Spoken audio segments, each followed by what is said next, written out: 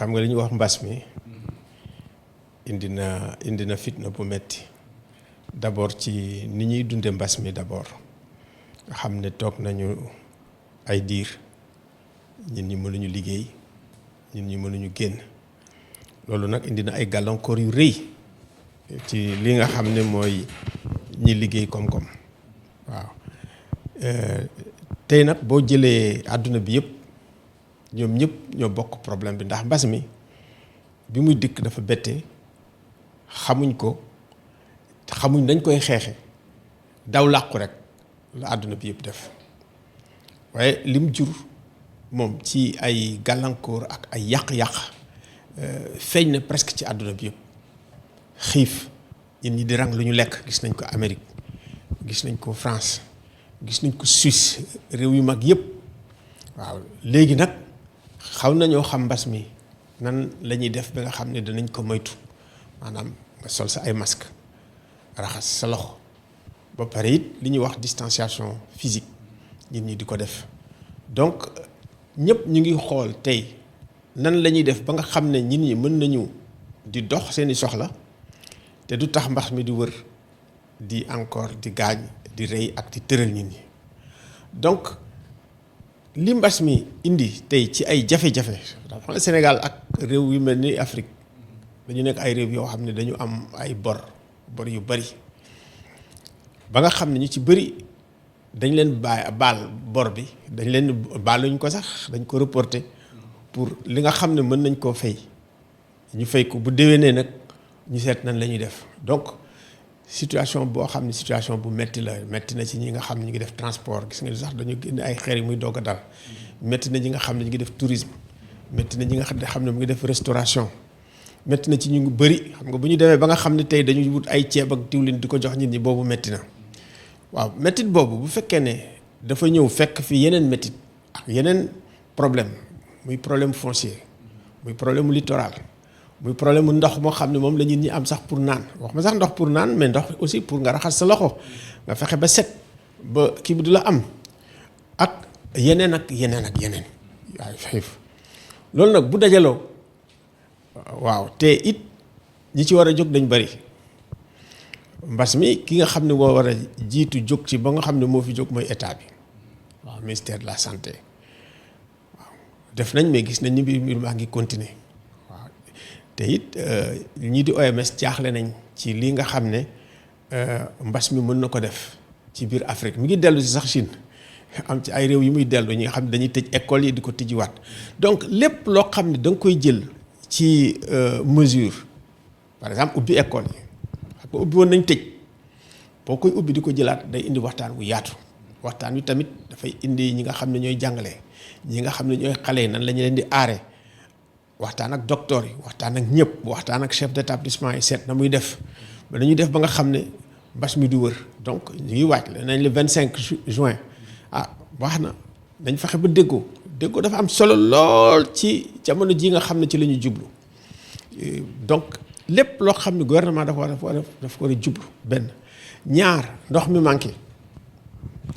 ak fa muy manqué xam nga boo demee ba ñu ne Cap Skirring ak Oussouye yi nga xam ne day taw bés bu jot ñu ni foofu manqué na ndox ba nga xam ne dañuy dóoree ak di kii nga xam ne am nañ ay problème mu ndox warul am Sénégal sax warul am Afrique ci aujourd'hui continent yi ëpp ndox ci la boo gisee ñuy wut Afrique sax loolu ci la donc problème mu ndox ba nga xam ne ku ne dana ci jot kooku tam war nañ koo xalaat war koo xool bu baax a baax donc jamono jii daal ak ni ma ko gisee boo jëlee 23 juin ba dëgg la problème mu 3e mandat mu ngi ci woon. waaw mais man laaj la jamono bi ñu toll nii am na moment yoo xam ne jëloon nañu ay mesures ngir tere virus bi daal di circuler temps yooyu bëri ñu woon ay cas mais fi mu toll mbir maa ngi évoluer d'une manière exponentielle léegi actuellement est-ce que jàpp nga ne peut-être état bi dafa waroon a andiwaat les mesures de restriction pour gën a mën a jànnoog virus bi mën a xeex ak moom est-ce que bokk nga ci ñi nga xam ne jàpp nañu ne dañu war a andiwaat restriction yooyu. xam nga li am solo du man li may xalaat ak li may wax il faut que bu fekkee ne dañuy wax ndax war nañu indiwaat mesure de restriction ak war nañ ko bàyyi mu nekk ay baat yu bari yu dajaloo mu nekk expertise yu bari yu dajaloo nga xam ne xam-xam ak li ñuy jël dina fexe ba nga xam ne bu fekkee ne dañuy jël ay mesures de restriction nga xam ne dafay indi ay gàllankoor ci économie bi c'est-à-dire que dilemme boobu la ñu war a seet nan lañ ci jógee waaw coronavirus rey la wala xiif rey la xiif mooy ñàkk koom-koom il faut que ñu fexe ba nga xam ne situation bi duñu tenc ñu nekk ci situation bu mel noonu li ñu war a def mooy na nga fexe ba nga xam ne li nga xam ne yaa ngi koy dox pour sa koom-koom nga dox ko te it doo ànd ak coronavirus bi. moytu ko adduna bi yëpp moom la ñuy def tey. gaa yaa ngi ubbi kii boo demee frontières yi ñu ngi ubbi Espagne restauration yeeg yooyu mais léegi yan mesure la ñuy jël ba nga xam ne ñin ñi du ñu rey seen koom-koom dinañ toppatoo seen koom-koom mais it dinañ arrêter virus bi kooku nag dafa laaj éducation bu mag boo demee par exemple Corée du Sud musuñu def confinement ñu ngi sol seen masque mais tamit boo demee Corée du Sud dafa nekk réew moo xam ne ñin ñi jàng nañ fa. boo jëlee système éducation ci àdduna bi Corée du Sud moo ci gën a jiital donc éduquer nit ñi ñu xam nan la ñuy doxalee am na solo ñaareel bi mooy responsabilité ça veut dire que citoyen bu nekk nga nekk citoyen responsable citoyen capacitaire nga xam ne yow ci sa bopp da ngay aar sa bopp da ngay aar ki nga xam ne tamit mooy sa naataango muy beneen nit ki aar tamit réew mi parce que aussi jël sa ay mesures yoo xam ne yu am solo la loolu tamit ci aar réew mi ci la bokk. donc lu am solo la ñu xool nan la ñuy def ba nga xam ne lii nga xam ne ñu ngi koy dox pour koom-koom dox ko pour bañ a deeg xiif ñu def ko te lii nga xam ne ni ñu koy defee dina fexe ba nga xam ne coronavirus bi du am parce que tey coronavirus bi nii mu ñëwee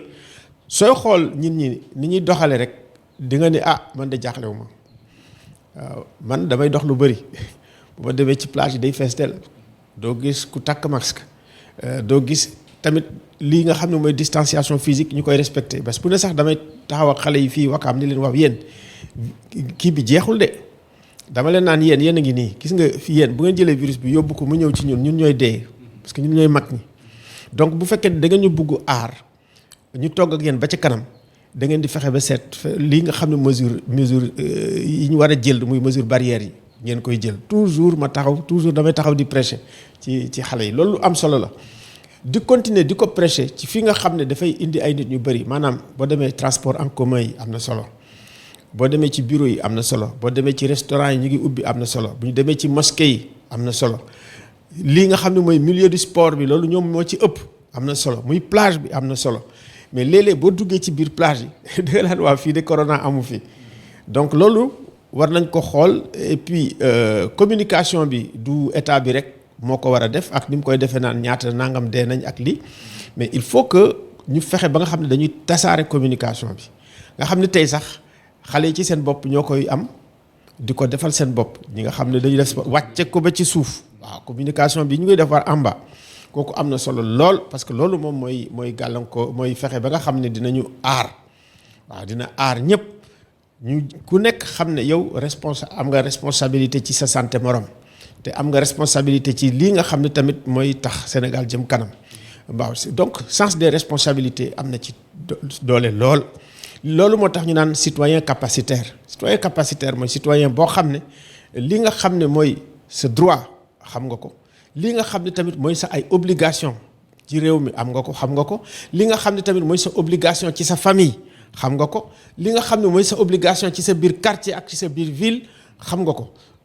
te citoyen capacitaire ak citoyen responsable bés boo ko tabaxee rek yow xamal ne li tabax nga fu dëgër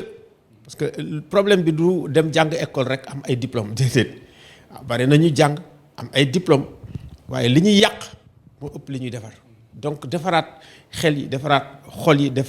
am tabax encore citoyen boo xam ne citoyen bu dëgër la waaw kooku moom am na solo lool te it ñun ñi nga xam ne ñoo nekk ci société civile bi war nañoo bàyyi xel ci loolu dellu si ci formation bi te formation bu ñuy def aussi citoyen capacitaire ak responsable buñ ko yemale rek ci ñi nga xam ne ñooy xale yi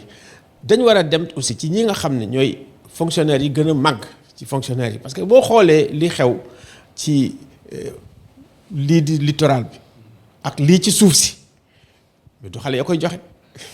wàllu littoral bi ñu gis ne ay buñ ko mënee wax ay scandale yu bëri jamono bi mu feeñee mooy jamono bi Covid 19 bi ñëwee moment bi nga xam ne surtout wax nañ nit ñi ñu toog seeni kër alors que moment boobu bëri na luy xew mais à la fin ñu découvrir ko daf ñuy fàttali 23 juin bi. contexte yi wuute parce que boobu dañ doon xeex ngir ñu gën a dëgëral suñu constitution ak niñ ko doon saax-saaxee wàllu ticket présidentiel bi wàllu président ak vice président wàllu 25% yi pour nekk président et cetera contexte yi wuute boobu contexte politique la woon mais fii ñu gis ne ak Covid 19 bi bëri na ay ñaxtu yuy am wàllu littoral bi. wax nga ko sànq ñàkkum ndox mi li nga xam ne mooy gouvernance bi nu mu tagga tembe ba askan wi ñi gën a néew xam-xam sax daal di gis ne nit ñu yoree seen réew nekkul loo xam ne dëppoo na ak yoon est-ce que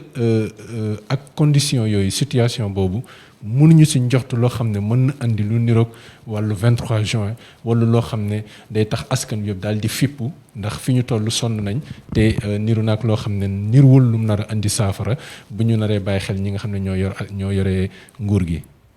waaw xam nga situation bii nga xam ne ñu ngi fa jëm comme ni ma la ko waxee woon rek du Sénégal rek du Afrique rek ci àddina bi yëpp dina andi yëngu-yëngu bu ñu deful ndànk. ndax boo xoolee li xew Amérique rek ak yëngu-yëngu yi nekk ci biir Amérique ak ni ñu reyee George Floyd dëgg la problème mu racisme a ngi ci dëgg la problème mu injustice a ngi ci waaye it jamono ju naqat yi nga xam ne ñu ngi koy dugg di ko nekkee it mi ngi ci te it du par hasard rek mu ñëw ci jamono ji yàgg nañu rey ay nit ñu ñuul te dara du xew donc lu mel noonu am Amérique. yemul Amérique rek gis nga fu ne la am ci àdduna bi maanaam ci sama gis-gis de ñu ngi nekk ci benn tournant historique bu bees tournant historique boobu nag su fekkee ne préparé wuloo ci sa bopp su fekkee ne sa xel la nga xoog ne ñu ngi jëm feneen parce que faay yooyu lii dëgg mooy coronavirus wane na lu bëri ci nasaxaayu démocratie soo jëlee sax ci li ñuy wax aussi droit de l'homme indi na ci nasaxaay yu bëri lépp lu ñu doon wax droits économiques sociaux et culturels dafa feeñ boo demee ba ci Amérique nga xam ne amuñu sax ay masques yu nga xam ne mën nañu protéger seen nit amuñu ay respirateurs yu mën a protéger seen nit France noonu garab yi sax matul ba nga xam ne dañu naan bu kenn génne garab yi di ko jaay feneen loolu moo lay won ne lépp loo xam ne dafa jëmoon ci wér-gu-yaram lii ñuy wax démocratie libérale amul ko woon solo lu am solo la lii nga xam ne tamit mooy jëm ci li nga xam ne mooy bien-être nit ki mu am fu mu toll lu muy lekk ak li muy naan du woon sam tam seen problème ndax dañu ne état amul solo moyen d'état mieux d'état lañ wax waaye nag bi nga xamee ni corona bi am na ba nit ñi sokki état moo jóg donc il faut ci suñu xalaat ñu seetaat nan la ñuy fexe ba nga xam ne dañuy dooleel état benn ñaar état aussi bu fekkee da nga koy organiser ak koom-koom day nekk njëriñu doomu aadama waaw parce que fii la ñuy xamee ne bakkanu doomu aadama gënal na nit ñi sax koom-koom donc fokk ñu xoolaat doomu aadama bi nan la ñuy def ba nga xam ne lépp loo xam ne dañ koy def pour di développer mu nekk njëriñ ci doomu aadama mu nekk njëriñ ci éducation am na solo lool fu éducation sokke amul xamal ni bombe à retardement la ci état bi donc il faut ñu ko am santé parce que nit ki bu fekkee ne amul wér mënul def dara donc il faut ñu kii wér gu yaram bi soo gisee ñuy am problème tam ci hôpitaux yi dañ ko waxte dee mooy jumtukaay yi bariwul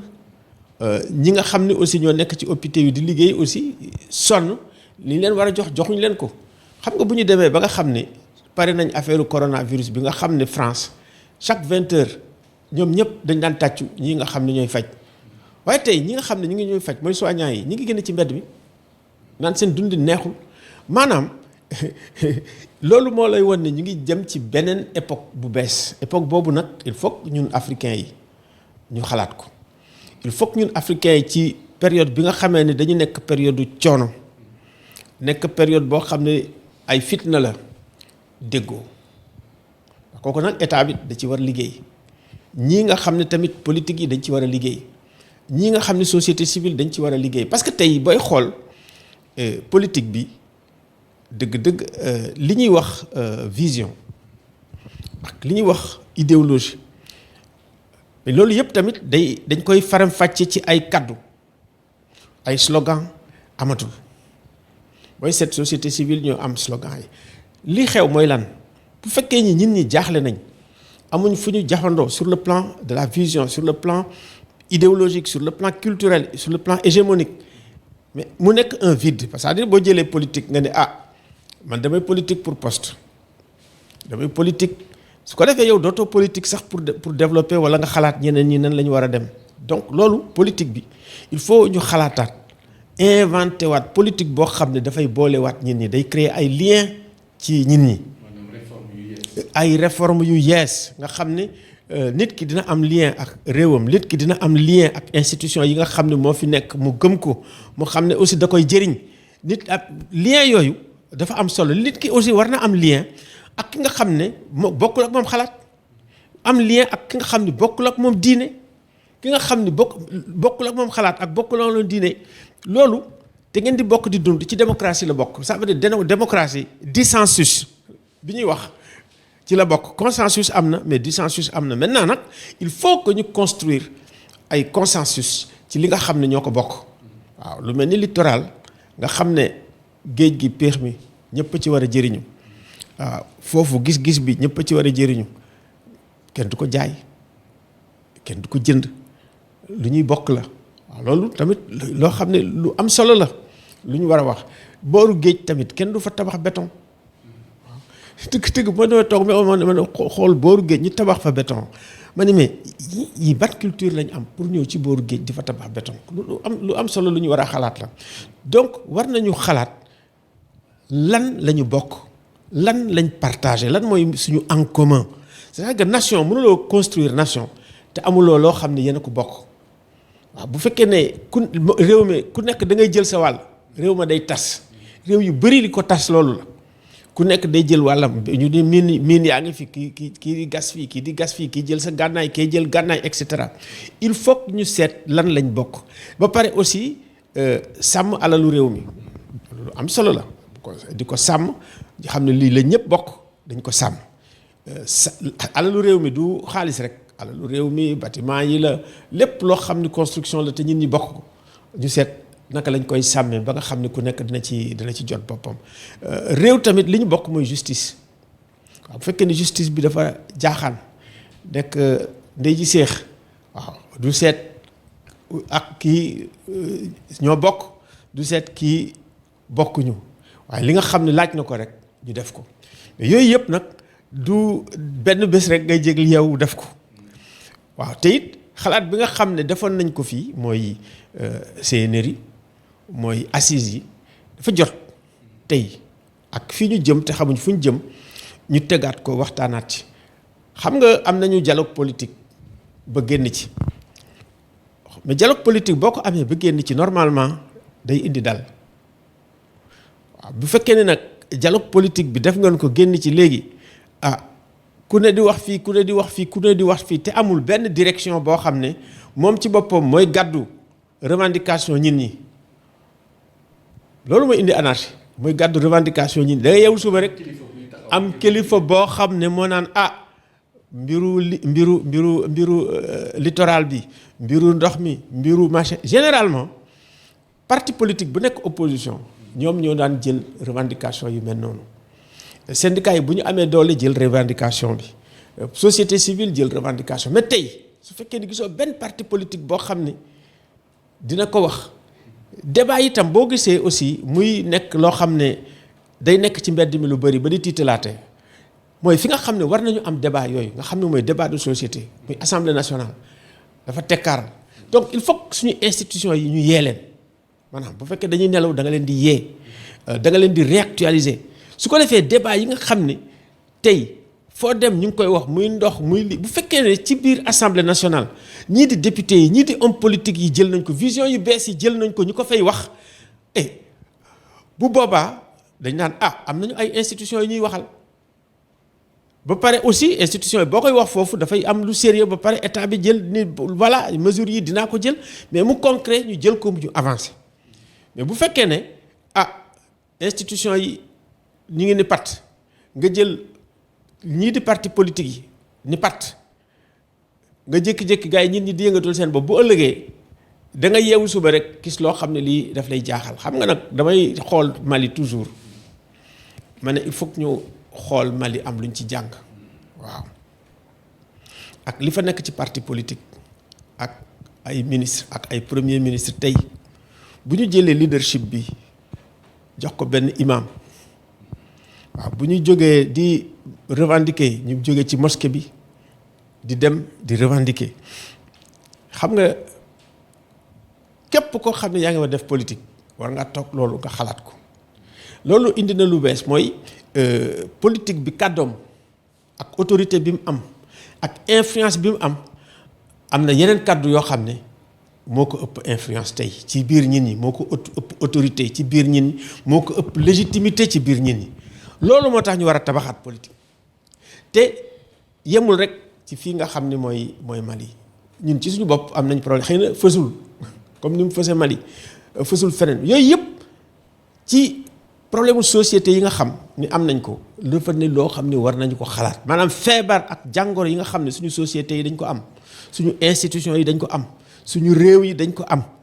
ak suñu démocratie bi daf ko am suñu gouvernance bi daf ko am feebar yooyu il faut ñu saytu ko maanaam diagnostic ko bu baax identifier ko bu baax seet ñan ñoo ko mën a faj ñu toog ñun ñëpp boole suñu xalaat seet na lañ koy faje man yaakaar naa ne ci jamono jooju la ñu toog tollu tey jamono jii ju ne pour àdduna bi yëpp dafa mel ni une période de transition boo xam ne dañu jógee 20e siècle doog a dugg ci 21e siècle xam nga tey bu fekkee ne nit ñi ñu ngi naan boo demee Amérique nga dem Europe nga dem Australie foo dem ñu naan ñii nga xam ne ñooy jaay esclave yi dañuy daaneel ñu daan jaay esclave yi bu njëkk nekk ay héros ak ñi nga xam ne ñoo nekkoon ci colonialisme bi nekk ay héros ñu tabaxal leen ay statue gars yi nañ daaneel statue yi statue Faidherbe waxuñu rek ni seen ndaw lañ koy daaneel de fait en Europe ñu ngay daaneel statue Faidherbe waaw donc loolu symbole lan la mun nga ñëw mooy période esclavage période colonialisme mais boo jëlee Faidherbe ça va c'est que amul woon discontinuité ak période coloniale ak période post-coloniale c'est que période post-coloniale mi ngi jeex li ñuy wax le post-colonialisme mi ngi jeex indi ère bu bees bi nag si tu veux dina indi ay xalaat yoo xam ni c'est divergent jóge fii jaxasoo mais ci fu bees foo xam ne foofu la ñu war a jëm loolu nag bu fekkee ne dafa am da nga koy anticiper soo bañee feebar waaw anticiper ko nag mooy nga indi borom xam-xam yi ak borom xam-xam yëpp parce que borom xam-xam du ñu jàng kii rek de tubaab déedéet xam nga tey booy xool nga xool ñi jàng tubaab ñi nga xam ne ñoo nekk élite occidentale damay jël rek Mali nga jël tey élite yi nga xam ne ñoo jógee en Orient mais booy xool dafa mel ni élite occidentale ñi ngi daanu ñi nga xam ne jóge Orient ak arabe ak l'islam bi ñi ngi jóg mais naka la ñuy boolee seen xalaat boole seen doole te du ñëpp nag parce que aussi il faut que ñu xam ne que am na ay institutions yoo xam ne aussi ci pratiquement ci colonialisme bi la jógee même mu nekk ay institutions islamiques ñooñu it ñu ngi crise yooyu yëpp la ñu toog xalaat maanaam bu fekkee ne dañu nekk ci confréries yi war nañ toog xalaat tey waaw xoolaat gouvernance bu bees ak fii ñu jëm nag la ñuy demee donc ñu boole ñii nga xam ne ay ci arabe la ñuy jàng te am xam-xam ci arabe ak ci diine ñii nga xam ne aussi ñu ngi ci jàngu bi jàng am seen xam-xam ci diine ak ñii nga xam ne aussi ñu ngi jàng ci école ak élite yi ñun ñëpp ñu boole suñu xam-xam ak ñi ne ci suuf bañ xeeb kenn waaw bokk xalaat ni waat ñun nan la ñuy tabaxaat politique parce que politique foo ñu tabaxaat nan la ñuy tabaxaat démocratie naka la ñuy tabaxaat suñu koom-koom ak fii la ñuy jëm naka la ñuy tabaxaat lii nga xam ne mooy avenir nouvelle génération bi c'est extrêmement important parce que xale yi xeex nekk Boko Haram ay xale lañ ñu bokk génération ak ñii nga xam ne ñooy def révolution ay Irak yi ngay dégg ak ay naka mu tuddati aussi boo demee Guinée Conakry gii laa lay wax kay man sax bul sori waaw ñi ngi xeex donc boo gisee Algérie nga gis Mali nga gis fu ne maanaam foog ñu xool lan moo tax ñi di jóg ak contre seen gouvernement yi ñoo ko war a jëkk a def gis nga mouvement yooyu lii def seen doole mooy bu jógee yow benn réponse nga am mooy répression dóor mooy gaañ alors que am na mouvement yooyu bu ñu jógee nga seet nan ngay waxtaan ak ñoom yan façon lien ngay am ak ñoom seen gis-gis ci réew mi nu muy taxawee yéen seen gis-gis ngeen jéem a seet naka ngeen di wut benn naka lañ koy wax équilibre boo xam ne dina tax jàmm am xam nga loolu moo tax Europe dem Europe doo gis mu ngi xeex seen xeex yi feneen lay am mais bés boo xamee ne Afrique toog nañ ba nga xam ne ñi ak lu xam-xam yi wute ak lu gis-gis yu wute du Kalachnikov moo koy réglé bu boobaa nga xam ne Afrique mûr na bés boo xamee ne mun nañu toog waxtaan régler suñu problème te duñu jël Kalachnikov rek xamal ni bés boobu Afrique moom vraiment mûr na mi ngi avancé. léegi ñu gis ne ci loolu sax pour fàttaliku le 23 juin 2011 defe naa ne ci waxtaan la tàmbalee ñu gis ne ñi nga xam ne ñooy député yi dégg ñu woon ak entêtement bi nga xam ne état bi amoon na ko pouvoir bu Abdoulaye Wade ngir faire passer le vote sur réforme bi nga xam ne moo ñeeloon ticket présidentiel bi ci 23 juin boobu nga nekkoon acteur bu ci fesoon lan nga mën a def comme témoignage ak yan leçon est-ce que bu fekkee ne Sénégal am na leçon yu mu jot a tiré de 2011 à maintenant lan lay mën a doon ak ban jàngat nga am yan témoignage nga ci mën a def yow mi nekkoon acteur ci révolution citoyenne boobu bu ñu ko mënee tuddee noonu. xam nga nguur du doole rek ak naagu doole ak naagu maanaam mooy rapport de force ak nga xam ne da nga koy imposer nit ñi du loolu mooy nguur. xam nga boo demee ba nga xam ne yow lii nga xam ne mooy ay crise yi ñëw ci sa biir assemblée nationale xalaatuñ ko ci sa biir parti politique xalaatuñ ko nga xam ne am nga problème maanaam boo nekkee chef d'état boo xam ne yow ñi ngay déglu rek mooy ñu bugg ànd ak yow ci li ngay def bu fekkee ne baax na ñu ànd ci ñu ne la baax na ñu ne la demal bu fekkee ne baaxul it ñu ne la yore doole ji demal am na ñoo xam ne sax bu fekkoon ne à l'époque maître Wade dégg na leen déglu na leen xëy na du woon àgg fi muy àgg parce que mbir mi commencé wul ci 23 juin parce que boo nee 23 juin la commencé 23 juin dafa nekk période boo xam ne rek dafay nekk une cristallisation boo xam ne fi la affaire yi mécontentement yi jóg ñu wax ñëpp dégg parce que ñëpp tout le monde en avait marre et c'était comme ça moi le 16 juin ci laa ne nañu dem assemblée nationale bés 23 juin ñu nañ fa dem ñun ñëpp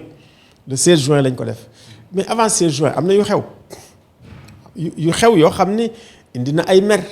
indi na ay yu bëri ça veut dire que yow boo nekkee ci sa biir parti nga yeewu suba sa numéro 1 sa numéro 2 nga am ak moom problème def ko li ngay def dàq ko temps yooyu rek martyrisme bi nga créé rek indi na leneen mu ngoog voilà loolu yooyu mooy man am na lu ma lal te li ma lal képp koo xam ne day nekk gàllankooram rek ak lu mu am doole ak lu mu am truc danaa ko dandi dem ci leneen waaw yooyu am na ba nga xam ni aussi il faut que ñu fàttali ko maa waxoon waxeet yooyu am na yooyu yëpp il faut que ñu étudier ko am na ay moments yoo xam ne c'est des moments historiques mu am ay moments yoo xam ne ay maturation la sur le plan culturel sur le plan idéologique bu nit ñi ci xool nan la réew mi di demee kanam naka la Afrique di demee kanam yow boo tardé ci loolu te nga yor nguur gi rek am nga problème su fekkee ni tamit ñi la wër duñ la wax dëgg di ubbi sa bët di la xool di laan defal attention waaye ni la lii laa bëgg ku ci àndul rek ma duma loolu mooy indi problème yu bëree donc mooy li ma doon wax léegi rek il faut ñu yokk xalaat il faut fi nga xam ne lañ jëm ci li nga xam ne ñoo ko bokk yàlla wërsëgale ñu ko muy suñu institution yi nan la ñuy def ba mu dëgër ñoo ko bokk muy alal yi nga xam ne mooy suñu ressource yàlla may ñu ko ñu ni ñoo ko bokk ñu seet naka lañ koy defee ba mu xam ne dana sell li nga xam ne mooy politique mënut a ñàkk naka la ñuy def ba nga xam ne dañuy dooleelaat politique xelal ko defaat ko ba nga xam ne ëllëg si biir politique au lieu que muy nekk posan ci démocratie di nekk posan ci réew di indi ay xeex ak xuloo mu nekk loo xam ne day indi jàmm day indi naataange te fi mu ne nii politique ni mu nekkee en crise ci biir Afrique rek mënu ma la ko wax. par exemple boo gisee segmentation parti politique yi dégguñu boo gisee difficulté bi nga xam ne yaa ngi koy def pour tabax benn leadership politique ak ni mu mel loolu yëpp war nañ ko xalaataat tabaxaat ko xoolaat nan la ñuy fexe ba nga xam ne ëllëg si biir ñii nga xam ne ñooy xale yi waaw dootuñu ne man de bu yëboo sax man ma dee ci biir géej gi wala ma dee ci biir désert bi waaye Afrique du ma fi toog loolu rek kookuy def rek am na critique bu mu def ci politique ak critique bu mu def ci état xale bu defee noonu waaw ak wala ñu ne léegi daal fi mu ne nii damay jël sama fetal ñu ñafe mais lii nga xam ne ñafe ak deewoo moo gën ñu nekk parce que kii réew mi sax mooy affaire yu Boko Haram yi am affaire booy jëlee djihadistes yi léegi ay 90 à 95% des djihadistes c'est des locaux donc loolu ñàkk a gisee ak fracture yi nga xam ne mooy indi loolu il faut ñu xalaat ko ba génne ko mais léegi day gën a law te it ñu xool ne toujours bu fekkee ne ñun amuñu doole ba nga xam ne ñiy jógee ci gind ci biti bu ñu ñëwee ba attaqué ñu dootuñu mën a défendre suñu bopp xoolal ma pour défendre Sahel su ci France bokkul caaf xam nga problème mu suñu sécurité souveraineté bu ñu koy wax sécurité moo tax te nag bu ñu bëggee sécurité bu jiitu ci gis-gis la sécurité bu jiitu ci éducation la sécurité bu jiitu ci culture la parce que en fait su bopp yi yàqoo rek ci la mbir yi dem donc éducation il faut que ñu defaat ko xalaat ko bu baax a baax donc hégémonie bi nga xam ne moom dañu war a indi bu bees mooy fexe ba nga xam ne daay yi tàkk yépp ñu am man-man am pas-pas fay ko waaw kooku daay yi nga xam ne moo tàkk fay ko yi nga xam ne mu ngi commencé ci yeneen réew yi maanaam ci Sénégal ñu seet nan la ñuy waxtaane léegi bala muy nekk ab daay wala mu ne leneen voilà ñu fekk ñu jël ci saafara yépp defar ko ba mu baax ñu avancé bu boobaa nag ñi nga xam ne ñoo ci jiitu war a wane yoon wi mooy ñi nga xam ne mooy ñoo ne état bi ñi ci topp mooy ñi nga xam ne mooy leader politique yi ñi ci topp mooy société civile su ko defee citoyens yi daañu ne fii de nous sommes en ordre te ñi nga xam ne tamit ñoo am xam-xam di gëstu di bind ñu leen di déglu loolu am na solo parce que te it xam-xam bi du ma ko waxee dama ci delluwaat du rek ñi nga xam ne ñoo jàng nasaraan ñi jàng arab ci lañ bokk foog ñu wax loolu parce que tey boo xoolee fracture yi am fracture yi foofu la nekk fracture yi ne foofu nag il faut que ñu xool ko seet nan lañ koy teel a faje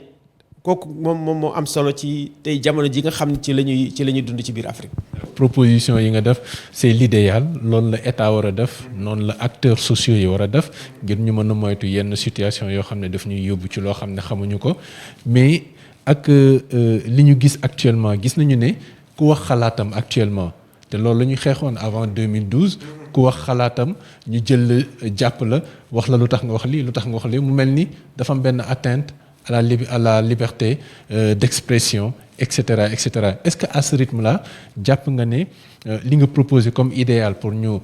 stabiliser société bi est-ce que jàpp nga ne dina mën a antu ci situation yooyu ci conditions yooyu. déggoo li ma wax de gis nga foog état bi am tolérance bu rëy pour que nit ki bu fekkee ne yëkkati na xalaatam mu wax ko xam nga am xalaat boo wax sax. nit ki su fekkee ne jàppuloo ko waxoo ko nit ñi duñu xam sax li mu wax lan la léegi bu fekkee ne ndax wax na dara wala bind na dara maa ngi xalaat commissaire Sadio ci sama gis-gis vraiment du ko xam ne tey ak li mu bind gis naa liir naa ko walaay jar naa jàpp ba di yóbbu ay dik déedéet pour man jaru ko wax dëgg yàlla jaru ko kooku bu fekkee ne def nga ko dimbale woo Macky Sall waaw dimbale woo Sénégal donc bu ñu nekk ci ay moment yoo xam ne ay moment yu difficile la gis nga wax yooyu sax paj la day faj jàngoro wax yooyu ñun ñi di ko dégg rek des fois day faj seen jàngoro bu fekk ci situation yoo xam ne ay situation yu difficile la donc man sama gis-gis mooy vraiment il faut lii nga xam ne mooy liberté d'expression dafa nekk liberté boo xam ne c'est une liberté constitutionnelle donc liberté constitutionnelle dafa am doole lool gis nga Amérique moo nekk seen premier amendement seen constitution te bi nga xamee ni George Floyd kii ne gars yi génn ñu wax ñu ne suñu liberté d'expression ñoo ko moom dañu ne sax fàttali wuñ coronavirus mais danañu génn manifester donc liberté d'expression am na solo parce que liberté d'expression dafay tax li nga xam ne ñin ñi ñu ngi ko amee mu ne seen biir ñu génne ko li nga amee li ne sa biir nga génne ko moo gën nga yeewu suba di wut beneen gànnaay donc c'est symbolique ça veut dire que yooyu yëpp c'est peut-être naka laa koy waxee une violence symbolique mais violence symbolique boobu mooy moo ëpp violence pour de bon donc au moins kooku espèce su valeur ersastique la am donc jarul nga koy criminaliser boo ko criminaliser beneen étape ngay indi donc pour man vraiment liberté d'expression ak lu mu métti su fekkee ni tu as un état qui est fort voilà nga am chef d'état am chef de parti day ne problème sax léegi sax ñi nga xam ne newuñ chef d'état def chef de parti toppatootuñ loolu donc Afrique laaj na comme ni ma ko waxee rek bu ñuy tabaxaat ba pare aussi tabax éducation parce que nit ñi boo leen éduquer ci seen bopp rek ba nga xam ne éducation bi am na solo am na yoo xam ne sax duñ fa egg donc foog ñu dellu si waat ci éducation di ko wax c'est vrai que occidentaux yi dimbalewuñ ñu bailleurs de fonds yi dimbalewuñ ñu yàq nañ suñu éducation yàq suñu lii di suñu université mais léegi fii ñu jëm nii dañu war a am pas-pas ak fulla ak fayda joo xam ne lii nga xam ne mooy suñu développement ñu xalaatal sax suñu bokk defal ko suñu bopp du ay nit yoo xam ne ñooy nekk Washington rek ne mbir bi nii la voilà nga di voilà politique d'émergence pour le Cameroun boo demee ñu ne le Gabon émergent boo demee ñu ne le Sénégal émergent boo demee ñu ne le Cameroun émergent waaw xam nga dëkk yooyu bokkuñu.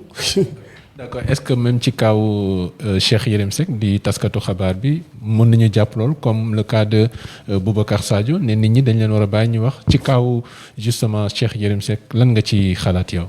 bon xam nga kaw Cheikh Yérim Seck xam nga journalistes yi ils sont protégés liberté d'expression daf leen protéger liberté de presse aussi daf leen protéger donc bu fekkee ne dañu naan journaliste bi génneel sa source waaw yow journaliste nga xam nga loolu c'est sacré. ci profession li ñu wax éthique ak déontologie mayu la yow li nga xam ne mooy sa source nga def ko waaw léegi nag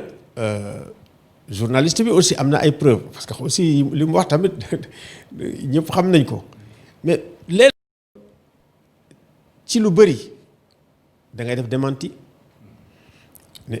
li amul nga def sommation interpellative di loolu amul. mais ci état développé yi bu journalistes yi génnee journaliste d'investigation dafay ay révélation c'est le juge d'instruction ci boppam wala le parquet ci boppam mooy autosaisir ne lii dama koy leeral voilà wala gendarmerie ci boppam gis ni section bi de lii lañ leen di tuumaal xaaral ñu seet bu fekkee ni seet na ñu génn ko ne journaliste bi ñu def nañ lii léegi nag lii foog nga leeral ko ci li nga yore ak li ngay wax waaye bu ñu nee nangam rek nga jàpp journaliste bi tëj. da ngay yow ci sa bopp sax da ngay indi ay soupçons donc sama gis-gis daal loolu jarul ñuy continuer d'ailleurs gis naa ne juge d'instruction bi def na loo xam ne daanaka kenn mësu ko gis Sénégal donc loolu tamit xam nga justice bu defee benn jéego da nga koy rafetlu yaakaar naa Samba Sall la tudd de Samba doyen des juges maanaam par rapport ak réquisition bi nga xam ne moom le procureur def ba pare mu ne ko demal sa yoon mais indi na norme bu bees ça veut dire que gis nga li ñuy wax jurisprudence boo ko defee yow ci sa bopp da ngay contribuer ci progression wu société bi donc moo tax man dama ne Samba Sall vraiment je lui enlève mon chapeau et puis li mu def war nañ koo gis war nañ koo def ba nga xam ne la norme du jàpp nit ki rek tëj la norme c'est la liberté tëj bi exceptionnellement lañ ko wax surtout temps wu coronavirus bi et puis ñun bari na lu ñuy tëj yomb na lool dañ seet nag ci kii yi nga xam ne panoplie yi nga xam ne mun nga ci punir nit te doo ko yóbbu kaso waaw loolu lu am solo la seet na bu fekkee ni da nga koy rusloo it nga rusloo ko ndax ñu koy def nga def ay affaires yoo xam ne dañ lay solal pancarte nga ne maa def lii ku ñëw romb la gis la et cetera comme ça se passe aux États-Unis et dans certains pays war nañu xalaat daal nan la ñuy def ba nga xam ne rek bu fekkee ne yow def nga loo warta def te jarul tëj ñu seet ban solution la ñuy am que ñu lay tëj kooku am na solo lool. te it dañ koy wax journaliste itam c'est vrai am na yoo xam ne boo ko amee comme Canard enchaîné li ñuy liggéeyee bu ñu defee seen investigation dañuy génne lu tuuti comme li ñuy wax le pic de l'iceberg nga daal di wedd ñu génnewaat xam nga ñooñu ñoom dañu am sax benn cassette boo xam ne pour kaso la rek pour bu ñu leen yóbboo tribunal xaalis bu bëri. te journaliste d'investigation tamit boo leen seetee muy ay Mediapart bés bu ne nga gis ñu indi mais bu lu ñu wax ba denc ko gars yi weddi da nga gis ñu dem ba ci àgg ba ñoom ñu indi ay preuves affaire yi sotti ki nga xam ne ministre la daaneel nañu ministre yu bëri yu mel noonu ay ministres yoo xam ne sax bon yu am solo la woon ministre des finances de l'économie nga xam ne bëri xam-xam bëri truc ñu daaneel leen. donc journalisme d'investigation tamit formation bi war nañ ko def dëgëral ko ba nga xam ne bu fekkee ne yaa ngi génnee sa ay affaire comme ni ma la ko waxee rek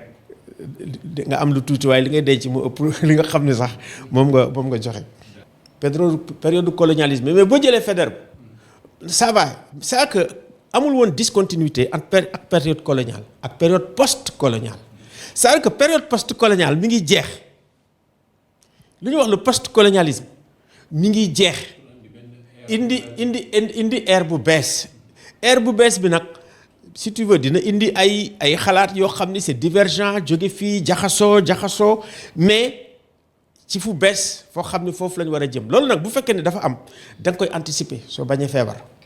waaw anticiper ko nag mooy nga indi borom xam-xam yi ak borom xam-xam yëpp parce que borom xam-xam du ñu jàng kii rek de tubaab. déedéet xam nga tey booy xool ñi jàng tubaab ñi nga xam ne ñoo nekk élite occidentale damay jël rek Mali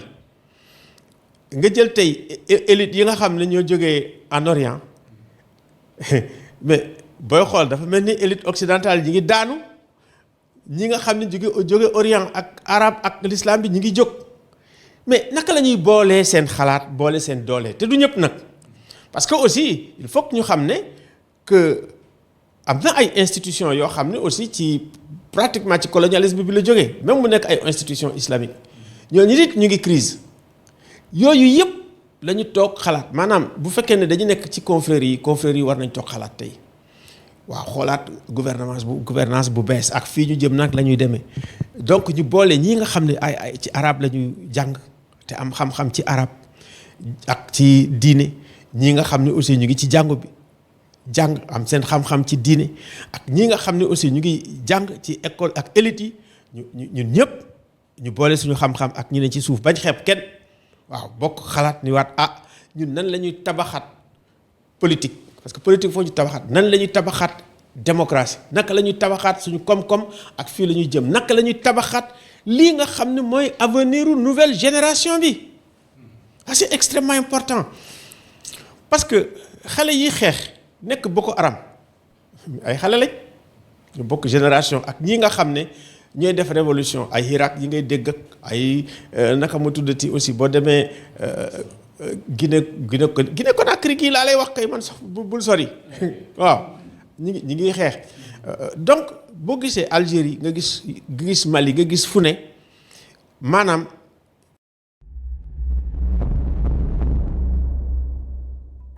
chetttt mais yow sawaay yow fu ñu la fekk yaa ngi ci kanamu ordinateur bi wala sa kanamu tablette ba sa téléphone portable lu xew mais damay lire ay information waaw xoolal boo bëgg am ay information yu leer nañ et en temps réel duggal ci www.senegal7.com ay information yu wóor man de maa ngi application Sénégal 7 lépp lu xew dama koy jot ci sama téléphone ci tàng bi te nag application Sénégal 7 am ko yomb na da ngay dugg ci Play Store wala Apple Store nga télécharge ko rek xam li xew ci réew mi ak la xew ci bitim réew te nag dara du la ci umpu. Vous voulez des informations en temps réel? Cliquez sur www.senegal7.com. Sénégal 7, le roi de l'information en temps réel.